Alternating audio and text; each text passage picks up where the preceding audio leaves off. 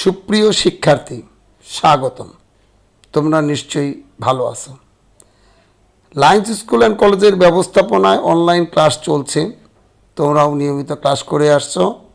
সেই ধারাবাহিকতায় আজ পদার্থবিজ্ঞান বিষয়ে আজকের বিষয় বিদ্যুতের চৌম্বক ক্রিয়া। ইতিপূর্বে আমরা বিদ্যুতের চৌম্বক ক্রিয়ার উপর দুটো ক্লাস করেছি। আজকে এই অধ্যায়ের গাণিতিক সমস্যা নিয়ে তোমাদের সাথে কথা বলবো। তোমরা বই, খাতা, কলম, পেন্সিল এবং ক্যালকুলেটর নিয়ে বসে যাও। তোমাদের সাথে আজকের বিষয় নিয়ে আলোচনা করব আমি, বিশ্বজিৎ কুমার সাহা, সহকারী শিক্ষক, Lions school and college, Rangpur. প্রথমে একটি গাণিতিক সমস্যা তোমাদের সামনে উপস্থাপন করা হলো। সমস্যাটি হলো, একটি ট্রান্সফর্মারের মুখ্য ও গৌণ কুণ্ডলী পাক সংখ্যা যথাক্রমে 400 ও 100। ওই ট্রান্সফরমারে 220 ভোল্ট প্রয়োগ করে 14 অ্যাম্পিয়ার তড়িৎ প্রবাহ পাওয়া গেল। এবার প্রশ্ন হলো, এটা উদ্দীপক, প্রশ্ন হলো ট্রান্সফরমারটি কত হর্স পাওয়ারের মোটর চালাতে সক্ষম। আর ঘতে এলো 21 এম্পিয়ার তড়িৎ প্রবাহ পাওয়ার জন্য মুখ্য কুণ্ডলীর পাক সংখ্যার কিরূপ পরিবর্তন করতে হবে, গাণিতিকভাবে বিশ্লেষণ করো। সুপ্রিয় শিক্ষার্থী, তোমরা প্রথম সমস্যাটা তোমরা দেখলে। প্রথম সমস্যার দুইটি অংশ, একটি গ একটি ঘ। গ নম্বরে বলা হয়েছে এখানে একটা ট্রান্সফরমারের কিছু তথ্যপাত্র দেওয়া আছে মুখ্য কুণ্ডলীর পাক সংখ্যা এনপি ইকুয়াল টু 400, গৌণ কুণ্ডলীর পাক সংখ্যা এনএস ইকুয়াল টু 100, মুখ্য কুণ্ডলীর বিভব ইপি ইকুয়াল টু 220, গৌণ কুণ্ডলীর তড়িৎ প্রবাহ আইএস ইকুয়াল টু 14 অ্যাম্পিয়ার। এটা দেওয়া আছে।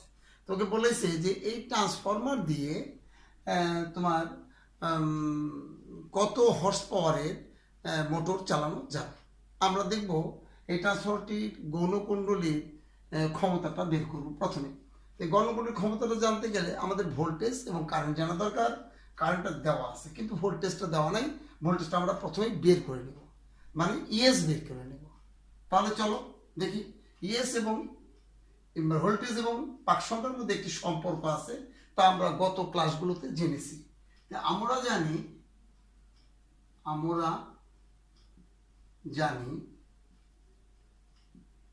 E P by ES equal to NP by NS.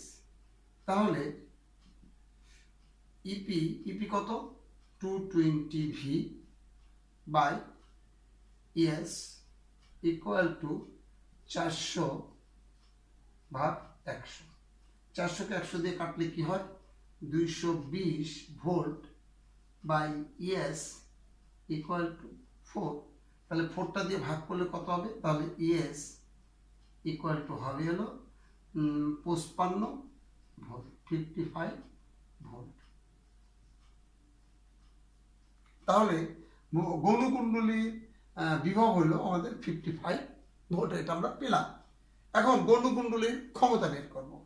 এর নিচে করবে, নিচে জায়গা নেই বলে আমরা পাশে করছি। তাহলে গৌণ কুণ্ডলীর ক্ষমতা, সুতরাং P S equal to ES IS, মানে ভোল্টেজ এবং কারেন্টের গুণ ফল হলো ক্ষমতা। তাহলে ইএস কত, ইএস হলো 55 ভোল্ট আর এটা হলো 40 অ্যাম্পিয়ার। এই যে আইএস দেওয়া আছে, তাহলে গুণ করলো 5 14 70, তাহলে 770 ওয়াট। তো আমরা জানি 746 ওয়াটে 1 হর্স পাওয়ার। তাহলে 746 দিয়ে এটাকে ভাগ করে দাও, ভাগ করলে 746, 1 watt equal 1 horse power equal to 746। এটা কিন্তু আমরা জানি, তোমাদের একটু মনে রাখার জন্য আমরা ডাইনে লাল কালি দিয়ে লিখে দিচ্ছি, এটা লিখতে হবে না। 1 horse power equal to 746 watt, এটা তুমি জানো। তাহলে আমরা এখানে লিখবো 746 দ্বারা যদি এটাকে ভাগ করি, ভাগ করলে হবে 1.03 হর্স পাওয়ার। প্রায় আরো কিছু হবে, প্রায়, এখানে প্রায় লিখে দিলাম। তাহলে আমাদের এত হর্স পাওয়ারে মোটর চালানো যাবে। তো এই ফ্র্যাকশন না লিখে লিখবো আমরা 1 হর্স পাওয়ারে মোটর চালানো যাবে। হ্যাঁ, তাহলে অতএব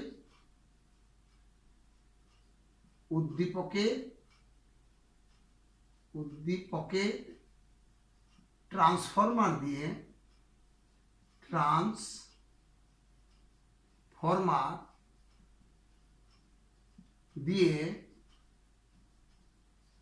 1 হর্স পাওয়ারের মোটর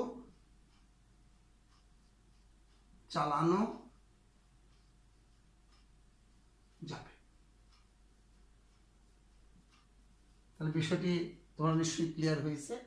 সুপ্রিয় শিক্ষার্থী, এবার আমাদের প্রথম সমস্যা ঘয়ে জানতে চাওয়া হয়েছে যে মুখ্য কুণ্ডলী গৌণ কুণ্ডলীর তড়িৎ প্রবাহ যদি 21 এম্পিয়ার পেতে চাই, তাহলে মুখ্য কুণ্ডলীর পাক সংখ্যার কিরূপ পরিবর্তন হবে।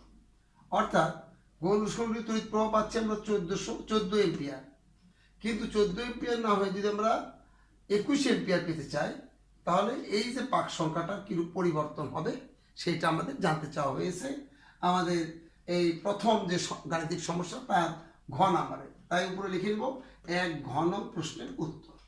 এখানে যে তথ্যপাত্রগুলো দেওয়া আছে সেগুলো আগে ঠিক মতো লিখে নিলাম। এবার আমরা বের করব আসলে আইপিটা কত। আইপিটাকে জানা দরকার। তাহলে আমরা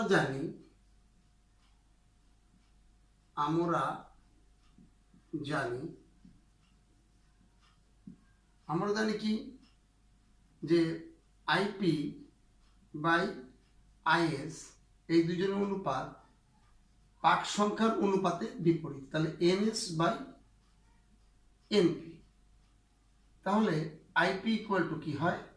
আইপি ইকুয়াল টু হবে এনএস বাই এনপি গুণন আইএস। তাহলে এনএস কত? এনএস হলো তোমার 100, এনপি হলো 400 এবং আইএস হলো 40 অ্যাম্পিয়ার। তাহলে এগুলি কাটাকাটি করলে কত হয়? 3.5 অ্যাম্পিয়ার। তাহলে প্রদত্ত যে ট্রান্সফরমারটা দেওয়া আছে প্রশ্নে আমাদের, সেই ট্রান্সফরমারের ইনপুটটা হলো ইনপুট কারেন্ট, মানে মুখ্য কুণ্ডলীর তড়িৎ প্রবাহটা হলো 3.5 অ্যাম্পিয়ার। এখন বলছি কিন্তু আমরা আউটপুটে পেতে চাই 14 নয় 21 পেতে চাই। তাহলে এই পাক সংখ্যা সব ঠিক থাকবে, শুধু পাক সংখ্যার কি পরিবর্তন হবে সেটা বের করতে হবে। তাহলে চলো সেটা করি এখন। তাহলে প্রশ্নের শর্ত অনুসারে আমরা যে তথ্যপাত্রগুলো এখানে পাই সেগুলো কি? আইপি, এটা আমরা এর আগের অংশে বের করলাম 3.5 এম্পিয়ার। আইএস ড্যাশ হতে হবে 21 এম্পিয়ার, ড্যাশ দিয়ে বোঝানো হয়েছে যেটা পরবর্তী। আর এনএস আগে 100 ছিল, 100ই থাকবে, শুধু এনপিটা পরিবর্তন হয়ে যাবে। এনপি ড্যাশ ইকুয়াল টু কত হবে সেটা আমরা বের করবো। তো চলো আমরা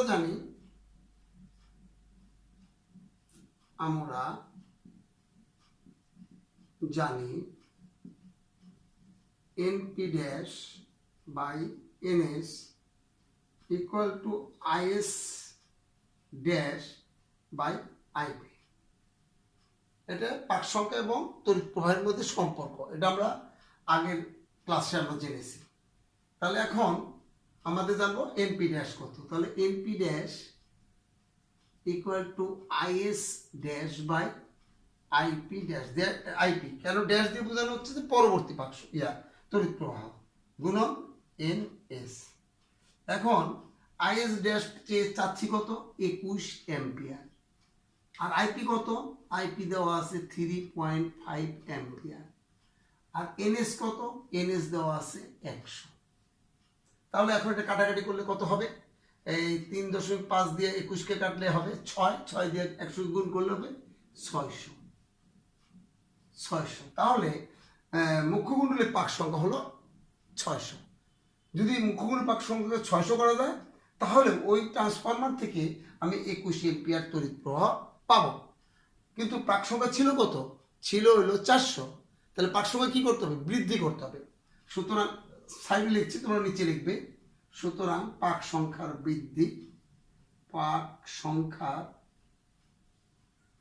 সংখ্যার বৃদ্ধি ইকুয়াল টু এনপি ড্যাশ বিয়োগ এনপি, মানে ছিল 400, প্রয়োজন 600, তাহলে ইকুয়াল টু 400 বিকল 400 ইকুয়াল টু 200। তাহলে পাক সংখ্যা 200 বৃদ্ধি করলে আর তখন আমরা আউটপুটে 21 এম্পিয়ার তড়িৎ প্রবাহ পাবো। তাহলে লেখো অতএব প্রদত্ত ট্রান্সফরমারের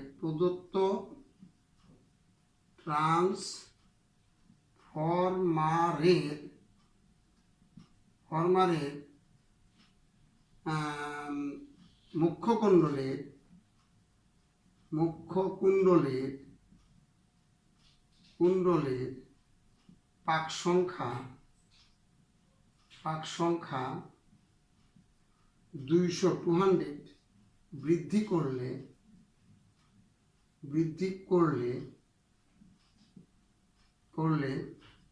ওই ট্রান্সফরমার থেকে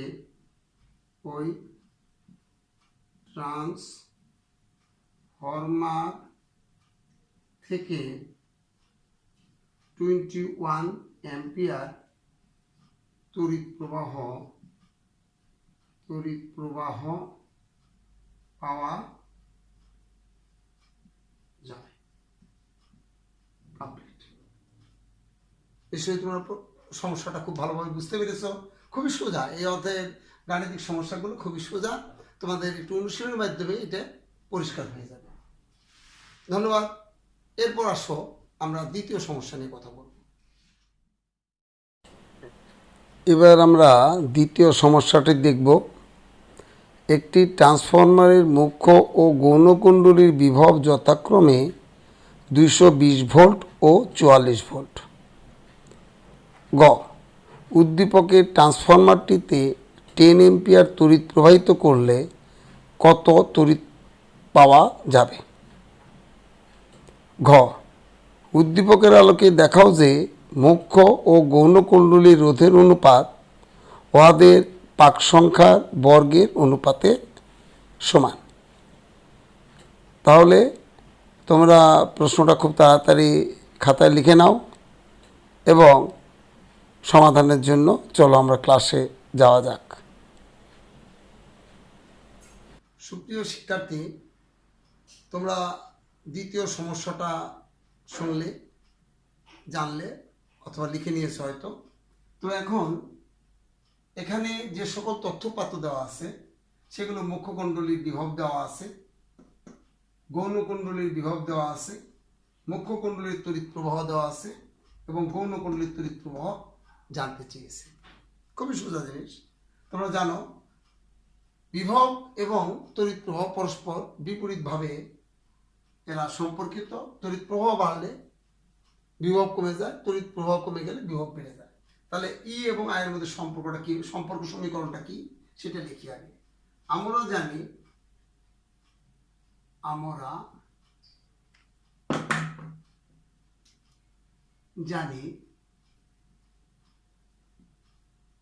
জানি তোমার EP by ES equal to IP by IS by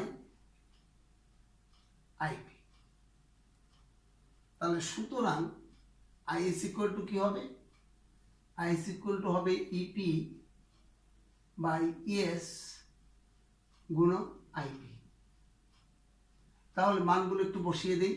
E P এর মান কত? 220 ভি। ইএস এর মান কত? 44 ভি। এবং আইপি এর মান কত? 10 অ্যাম্পিয়ার। তাহলে এটা কাটলে কত বার যায়? 5 বার, 5 10 50, তাহলে 50 অ্যাম্পিয়ার। তাহলে গৌণকুণ্ডলীর তড়িৎ প্রবাহ কত? 50 অ্যাম্পিয়ার। অ্যান্সার। গৌণকুণ্ডলীর তড়িৎ প্রবাহ 50 অ্যাম্পিয়ার। সুপ্রিয় শিক্ষার্থী, আমরা এখন দ্বিতীয় গাণিতিক সমস্যাটির 2 নাম্বার, তার ঘ নাম্বার প্রশ্নটির উত্তর আমরা দেব। উপরে লেখা আছে 2 ঘ নং প্রশ্নের উত্তর। এখানে যে তথ্যপাত্র দেওয়া আছে তা আমরা প্রথমে লিখে নিলাম। লিখে নিয়ে আমরা গ থেকে পেয়েছি আইএস এর মান, সেটাও আমরা লিখে নিলাম। এখানে কি বলেছে যে রোধের অনুপাত, মুখ্য এবং গৌণকুণ্ডলীর যে রোধের অনুপাত, সেই অনুপাতটা তাদের পাক সংখ্যার অনুপাতের বর্গের সমান। তাহলে আগে রোধটা বের করি এবং তাদের অনুপাত বের করি, তারপর আমরা বের করব পাক সংখ্যার বর্গের অনুপাত। তাহলে আমরা জানি ওমের সূত্র অনুসারে তোমরা জানো ভি ইকুয়াল টু আইআর। ওমের সূত্র অনুসারে তোমরা জানো যে ভি ইকুয়াল টু আইআর। তাহলে আর ইকুয়াল টু কি, ভি বাই আই। এই সূত্রটাকে ভিত্তি করে আমরা প্রথম রোধের মান বের করব। তাহলে লেখো মুখ্য কুণ্ডলীর রোধ, তাহলে আর পি ইকুয়াল টু হবে ইপি বাই আইপি। ইপির মান কত, ইপি হলো 220 ভি, আর আইপি হলো 10 অ্যাম্পিয়ার। তাহলে ভাগ করলে ভাগফল হচ্ছে 22 ওম। এটা হলো আরপি। এবার তোমার আরএসটা বের করো। আরএস ইকুয়াল টু কি, তোমরা কিন্তু নিচে করবা। RS equal to ES by IS. ইএসটা কি, ইএস হলো 44 ভোল্ট বাই আইএস হলো 50 অ্যাম্পিয়ার। তাহলে 44কে 50 অ্যাম্পিয়ার দ্বারা যদি ভাগ করা যায়, তাহলে কত হবে ভাগফল, তাহলে ভাগফল হবে 0.88 ওম। তাহলে মুখ্য কুণ্ডলীর রোধ কত, 22 ওম, এবং গৌণকুণ্ডলীর রোধ হলো 88 ওম। তাহলে মুখ্য গৌণকুণ্ডলীর রোধের অনুপাতটা কি, রোধের অনুপাত হলো RP by RS equal to 22 by 0.88। এটাও ওম, এটাও ওম, ওম ওম কাটা যাবে, তাহলে এদের অনুপাতটা কি দাঁড়াবে, সুতরাং আরপি বাই আরএস হবে হলো 25। এটা হলো সমীকরণ নাম্বার 1। আরপি বাই আরএস 25, মানে মুখ্য গৌণকুণ্ডলীর রোধের অনুপাত 25। সুপ্রিয় শিক্ষার্থী, এবার আমরা বের করব পাক সংখ্যার অনুপাত। তাহলে এই আমরা জানি আবার NP by NS equal to EP by ES. EP by ইএসটা হলো এটা 220 ভি ডিভাইডেড বাই 44 ভি। তাহলে ভাগ করলে ভাগফল কত হয়, ভাগফল 4×5 20, তাহলে 5, ভাগফল হলো 5। তাহলে NP square by NS square equal to কি হবে, 25। সমীকরণ নাম্বার 2। 1 নম্বর সমীকরণটা যে করে রেখেছিলাম আগে, এটা কিন্তু এখন দেখো, এটা তো আগের অংশ, আমি মুছি নাই তোমাকে মনে রাখার জন্য। RP by RS equal to 25, এটা সমীকরণ নাম্বার 1 ছিল, এবং NP square by NS square equal to 25, এটা 2 নম্বর সমীকরণ। তাহলে 1 আর 2 সমীকরণ তুলনা করলে আমরা কি পাই, এখানে লিখে নিব 1 ও 2 তুলনা করে পাই, কম্পেয়ারিং, তুলনা করে পাই।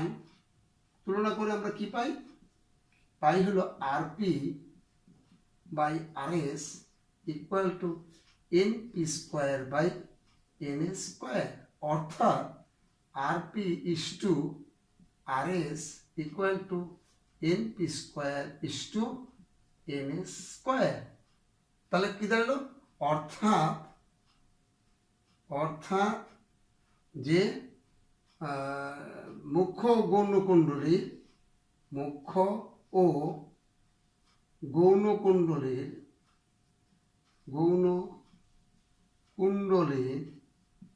রোধের অনুপাত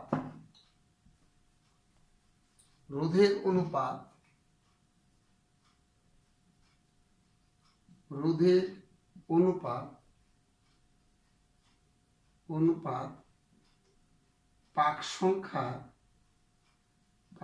সংখ্যা বর্গের অনুপাতের সমান। এটা কিন্তু প্রকৃত অর্থে সকল ট্রান্সফরমারের জন্য, শুধু যে আমার উদ্দীপকের এই ট্রান্সফরমার তা না, এটা একটা থিওরি যে সবসময় রোধের অনুপাতটা হবে পাক সংখ্যার বর্গের অনুপাতে সমান। তাহলে আমরা আজকে বিদ্যুতের চৌম্বক ক্রিয়া অধ্যায় থেকে আমরা জানলাম যে দুটো অঙ্ক জানলাম। এখানে তো খুবই সোজা, একটি মাত্র সূত্র, সেই সূত্র ব্যবহার করে আমরা দুইটা অঙ্ক মানে দুইটা গাণিতিক সমস্যা মানে 4টি গাণিতিক সমস্যা আমরা করার চেষ্টা করলাম। তোমরা বাড়িতে করবে। 2016 থেকে 2020 পর্যন্ত যতগুলো প্রশ্ন বিভিন্ন বোর্ডে আসছে সেই প্রত্যেকটি প্রশ্ন তোমরা সলভ করার চেষ্টা করবে এবং স্কুল খোলার পরে আমাকে দেখাবে। আমি সেই প্রশ্নগুলো যথাযথভাবে যাচাই করে তোমাদেরকে ত্রুটি বিচ্যুতিগুলো আমরা ধরিয়ে দেব এবং আমি তোমাদেরকে সহযোগিতা করব অঙ্কগুলো তোমরা যেন নিজেরা করতে পারো। এছাড়া তোমরা যখন খুশি তখন তুমি রাত্রি 12টার আগ পর্যন্ত যে কোনো মুহূর্তে তোমার বিষয়বস্তু জানার জন্য, পদার্থবিজ্ঞান বিষয়ে যে কোনো জিনিস জানার জন্য তুমি ফোন করতে পারো। হ্যাঁ, এই ফোন নাম্বারে ফোন করলে আমি তোমাদের ফোনেই তোমাদের সমস্যার সমাধান করে দেওয়ার চেষ্টা করব। সুপ্রিয় শিক্ষার্থী, তোমরা ভালো থাকো, সুন্দর থাকো। আজকের ক্লাস করার জন্য তোমাদের সকলকেই অসংখ্য ধন্যবাদ।